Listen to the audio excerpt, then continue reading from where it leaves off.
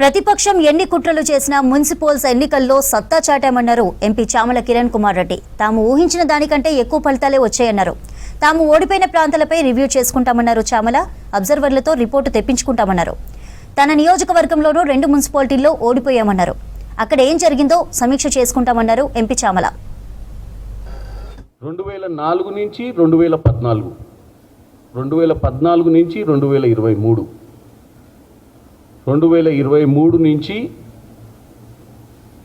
2033 కానీ 34 కానీ జమిలీ ఎన్నికలు వస్తాయి. ప్రజలు తీర్పిచ్చినప్పుడు తెలంగాణ ప్రజలు ముఖ్యంగా ఒక నాయకునికి 10 సంవత్సరాల అవకాశం ఇస్తారు డెవలప్ చేయడానికి. ఈ గ్రాఫ్ కూడా ఏంటంటే ప్రజలు పెరుగుతా పోతురు ఓట్లు కాంగ్రెస్కి. ఎందుకంటే వాళ్ళన్న మాదిరిగా పశ్చాత్తాప పడతలే ప్రజలు కాంగ్రెస్ వైపు ముగ్గు చూపుతుర్రు. ప్రజలు కాంగ్రెస్కి ఓటేస్తే మా బతుకులు బాగుపడతాయని నమ్ముతుర్రు.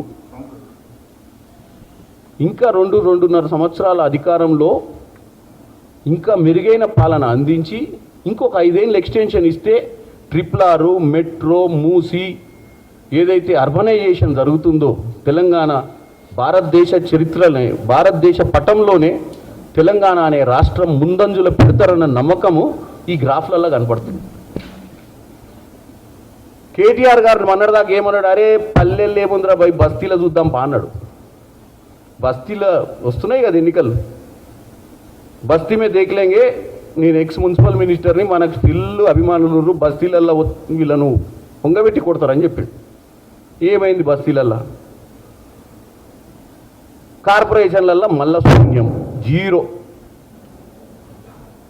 బీఆర్ఎస్కి 0 కార్పొరేషన్లలో. ఈ బస్తీ మీద సవాల్ బ్యాచ్ కేవలం ప్రెస్ మీట్లకు, ట్విట్టర్లకే.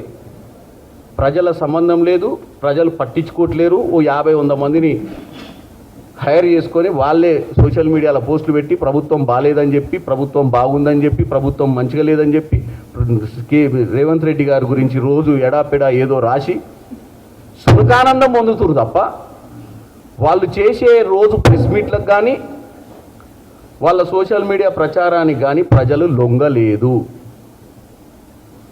ప్రజలు డెవలప్మెంట్ సైప్ చూస్తుర్రు. మా మీద కూడా గురుతర బాధ్యత ఉంది. ఈరోజు ఈ ఆదరణ, ఈ పర్సంటేజ్ పెరగడంతో మాకు కూడా, మా నాయకులందరికీ కూడా ఇంకా ప్రజలలో విశ్వాసాన్ని పెంచాలన్న ఆలోచన ఉంది. ఎందుకంటే మాకు ఇలాంటి ఆదరణ ఉన్నప్పుడు మా ముఖ్యమంత్రి గారు ఇంకా పట్టుదలతోటి ఈరోజు కూడా ఢిల్లీకి పోయారు. సాయంత్రం ప్రధానమంత్రి గారు విందుంది. వీలైనంత వరకు గత నాయకుడి మాదిరిగా కాకుండా ఏకపాత్రాభినయం చేయకుండా పదే పదే ఢిల్లీకి వెళ్ళి మన రాష్ట్ర అవసరాల కోసం, మన రాష్ట్ర బాగు కోసం 8 మంది ఎంపీలను ఇచ్చినా వాళ్ళకు బాధ్యత లేకున్నా మా ముఖ్యమంత్రికి, మా ఎంపీలకు ఈరోజు చాలా ఈ ఎన్నిక రిజల్ట్ చూసిన తర్వాత మా మీద ఇంకా కూడా బాధ్యత పెరిగింది.